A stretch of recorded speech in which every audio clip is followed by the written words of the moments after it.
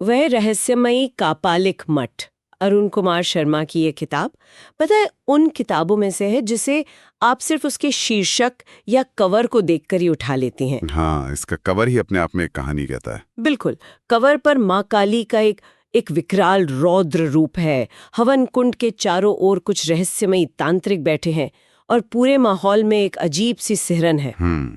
लेकिन जो बात इसे और भी दिलचस्प बनाती है वो है लेखक का अपना दावा। सही कहा। वो साफ कहते हैं कि ये कहानियां सिर्फ कल्पना नहीं है। हाँ, वो कहते हैं कि ये सत्य घटनाओं पर आधारित है और उनके 50 साल के योग और तंत्र पर किए गए शोध का नतीजा है। बिल्कुल। और लेखक ने किताब की शुरुआत में ये साफ कर दिया कि उनका मकसद सिर्फ एक डरावनी कहानी सुनाना नहीं है। नहीं, वो तंत्र और परमाणु विज्ञान जैसे गूढ़ विषयों पर से पर्दा हटाना चाहते हैं। मतलब परमाणु विज्ञान यानी वो विज्ञान जो हमारी 5 इंद्रियों से परे की दुनिया की पड़ताल करता है, जैसे छठी इंद्री या आत्माओं का अस्तित्व। अच्छा। तो आज की हमारी ये पड़ताल इसी किताब की 2 कहानियों पर केंद्रित रहेगी। हम देखेंगे कि कैसे ये कथाएं डर, रहस्य और प्राचीन भारतीय विज्ञान के धागों को एक साथ बुनती हैं। ठीक है, तो चलिए इस रहस्यमय दुनिया में कदम रखते हैं। सबसे पहले बात करते हैं मुख्य कहानी की, जिसके नाम पर किताब का नाम है वह रहस्यमय कपालिक मठ। तो कहानी की शुरुआत एक यात्रा से होती है। कथावाचक यानी खुद लेखक अरुणाचल प्रदेश के पास पहुंचते हैं, हिमालय की बर्फीली चोटियों के बीच एक बिल्कुल वीरान सुनसान जगह। और वहां उन्हें एक पुराना जीर्ण शीर्ण मठ दिखाई देता है। माहौल ही बहुत डरावना है। और इस मठ के अंदर का जो दृश्य है वो तो किसी की भी रोंगटे खड़े कर दे। हाँ बिल्कुल। बीचों बीच एक हवन कुंड, जिसके चारों तरफ 5-6 लोग अजीब सी वेशभूषा में बैठे हैं। और सामने एक विशाल डरावनी महाकाली की मूर्ति है। उन लोगों में से एक के हाथ में मदिरा से भरा नरक कपाल है, तो दूसरे के हाथ में एक चमकता हुआ खड़ग। लेकिन सबसे ज्यादा चौंकाने वाली बात, वहां एक लगभग 25 साल की युवती भी है और वो पूरी तरह से निर्वस्त्र है। यहां पर शायद कापालिक शब्द को समझना जरूरी है, क्योंकि ये कोई आम साधुओं का मठ तो नहीं लग रहा है। नहीं, बिल्कुल नहीं लग रहा। कापालिक तंत्र की एक बहुत ही उग्र और रहस्यमयी शाखा है। इनका नाम ही कपाल यानी खोपड़ी से जुड़ा है।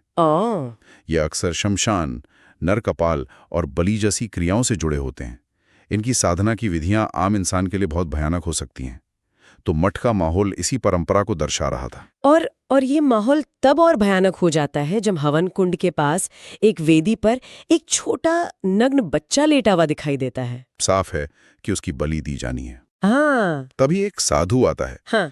और वो युवती उस बच्चे को गोद में उठाकर उसे हवन कुंड में डालने की तैयारी करती है। मैं तो ये सोचते हुए भी सिहर जाती हूँ। लेकिन तभी कहानी में एक अप्रत्याशित मोड़ आता है। एकदम अचानक। हाँ, अचानक वो महिला गुस्से से भर जाती है।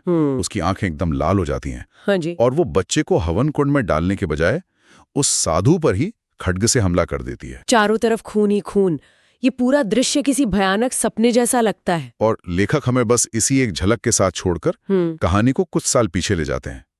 ये दृश्य एक तरह से आने वाले रहस्य की भूमिका तैयार करता है। कहानी में असली मोड़ तो तब आता है जब लेखक की मुलाकात एक फौजी से होती है।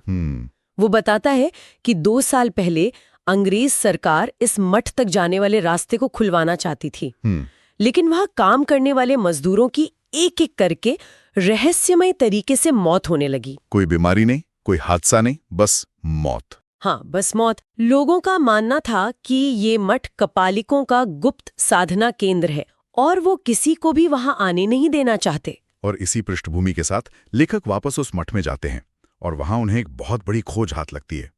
मठ के अंदर एक पुराने संदूक में उन्हें करीब 40 ताम्रपत्र मिलते हैं। यहीं पर कहानी एक ऐसा मोड़ लेती है जिसकी कोई उम्मीद नहीं कर सकता।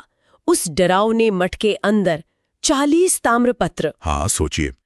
आप सोचिए, जिस जगह पर नर बलि की तैयारी हो रही थी वहां से प्राचीन विज्ञान का खजाना मिलता है। ये तो अविश्वसनीय है। बिल्कुल। लेकिन एक मिनट, एक खुफिया तांत्रिक मठ में आयुर्वेद और रसायन प्राचीन केमिस्ट्री के दस्तावेज क्यों मिलेंगे? इन दोनों का आपस में क्या लेना देना हो सकता है? ये एक बहुत ही बेहतरीन सवाल है और यही इस कहानी का केंद्र है। प्राचीन भारत में तंत्र, आयुर्वेद और रसायन शास्त्र अलग अलग नहीं थे। अच्छा। हाँ, बहुत से तांत्रिक, योगी, महान रसायन शास्त्री और वैद्य भी होते थे। उनका मानना था कि शरीर को स्वस्थ और यूं कहिए अमर बनाकर ही परम ज्ञान को पाया जा सकता है। तो उन ताम्रपत्रों का मिलना इस बात का संकेत था कि वो मठ सिर्फ काली शक्तियों का केंद्र नहीं था, बल्कि किसी गहरे वैज्ञानिक ज्ञान का भी भंडार था। उन ताम्रपत्रों में से एक पर वेणी माधव भिषग्रत्न का नाम लिखा था, जो लगभग 400 साल पुराना था। और लेखक इसी सुराग को पकड़कर बनारस पहुंचते हैं और वेणी माधव के वंशज माधव तांबड़े से मिलते हैं। और यहीं से रहस्य की वो परतें खुलनी शुरू होती हैं जो किसी भी विज्ञान कथा को मात दे दे। माधव तांबड़े लेखक को 3 तस्वीरें दिखाते हैं।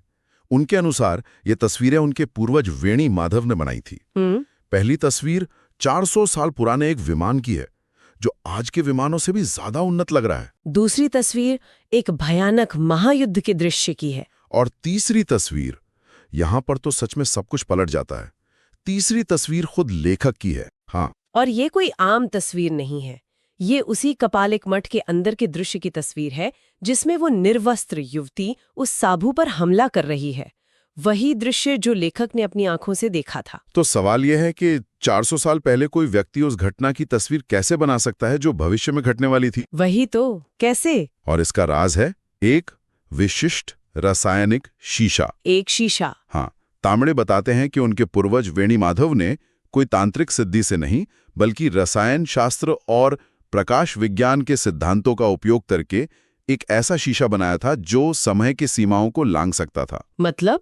एक ऐसा लेंस जो 400 साल अतीत और 400 साल भविष्य की घटनाओं को देख सकता था। क्या? हाँ, यहीं पर लेखक अपना सबसे बड़ा विचार सामने रखते हैं।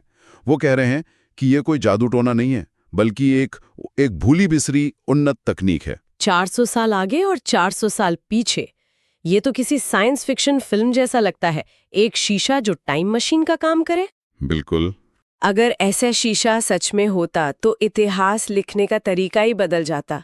हम सिर्फ अंदाजा नहीं लगाते, हम देख पाते कि असल में क्या हुआ था। हाँ, और भविष्य देखने की क्षमता तो उससे भी ज्यादा खतरनाक हो सकती थी।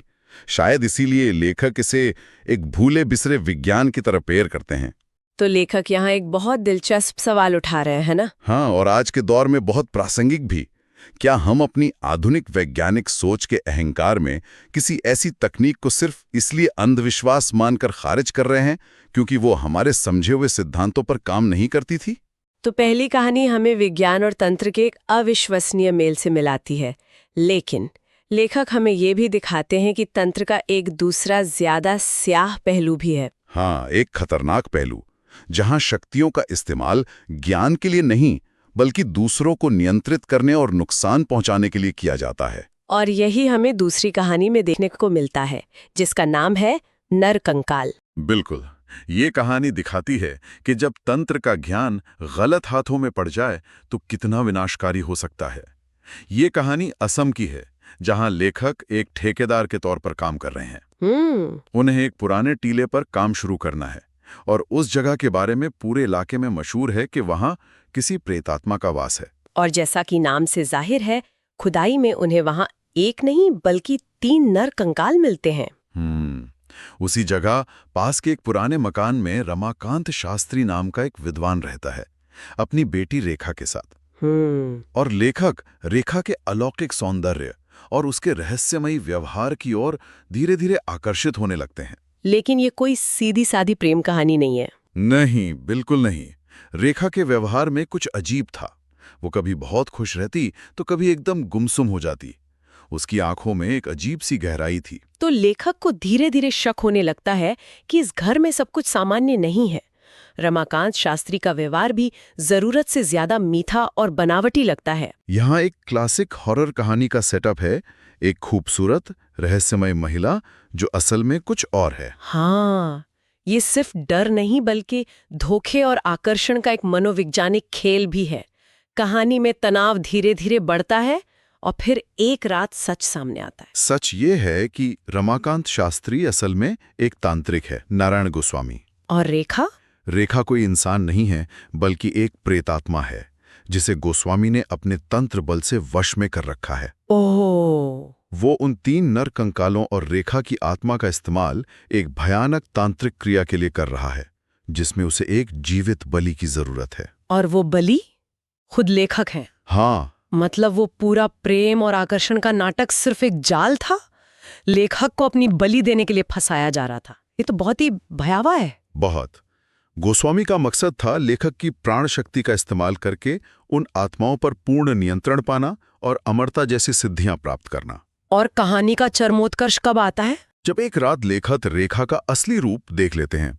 रात के अंधेरे में रेखा का खूबसूरत चेहरा एक भयानक कंकाल में बदल जाता है।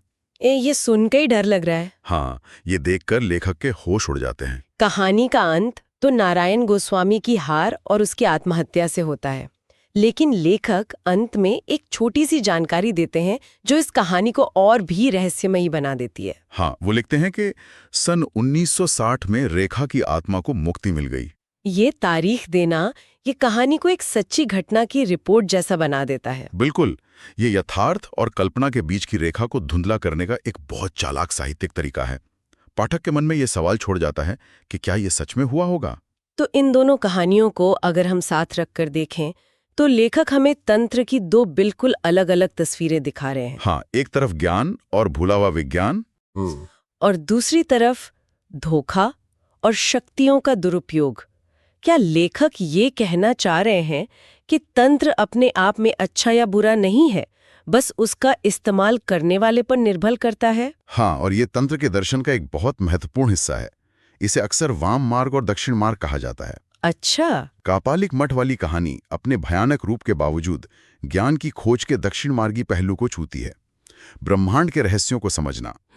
वहीं नरकंकाल विशुद्ध लोक से वाम मार्गी तंत्र का उदाहरण है, जहां स्वार्थ, धोखे और व्यक्तिगत लाभ के लिए शक्तियों का दुरुपयोग किया जाता है। और ये बात इसे और भी वजनदार बना देती है कि लेखक दावा करते हैं कि ये सब उनके 50 साल के शोध और अनुभवों पर आधारित है। हाँ, पाठक इस दुविधा में पड़ जाता है कि कहाँ तक यथार्थ है और कहाँ से कल्पना शुरू होती है। ये सिर्फ कहानियां नहीं रह जाती, बल्कि एक ऐसी दुनिया की खिड़की बन जाती हैं जिसके अस्तित्व पर हम सवाल उठाने पर मजबूर हो जाते हैं। इसीलिए वो रहस्यमय कापालिक मठ सिर्फ डरावनी कहानियों का संग्रह नहीं है।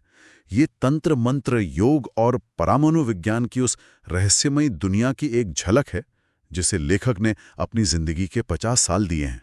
ये कहानियां हमें उन संभावनाओं के बारे में सोचने पर मजबूर करती हैं जो हमारे आज के तर्क और विज्ञान की समझ से परे हैं। हाँ, ये हमें याद दिलाती हैं कि ज्ञान के कई रूप हो सकते हैं और कुछ रूप समय के साथ खो जाते हैं या भुला दिए जाते हैं। तो ये किताब अपने पाठकों के लिए एक बड़ा सवाल छोड़ जाती है। प्राचीन ग्रंथों और साधनाओं में छिपी सिद्धियों और शक्तियों की बातें, क्या ये महज पौराणिक कहानियां हैं या फिर एक ऐसा भूला हुआ ज्ञान, एक ऐसा विज्ञान जिसका कोड हम भूल चुके हैं और जिसे फिर से खोजने की जरूरत है? और अगर ऐसी शक्तियां सच में मौजूद हैं, तो जैसा हमने इन कहानियों में देखा, ज्ञान और उसके विनाशकारी दुरुपयोग के बीच की वो महीन रेखा कौन तय करेगा?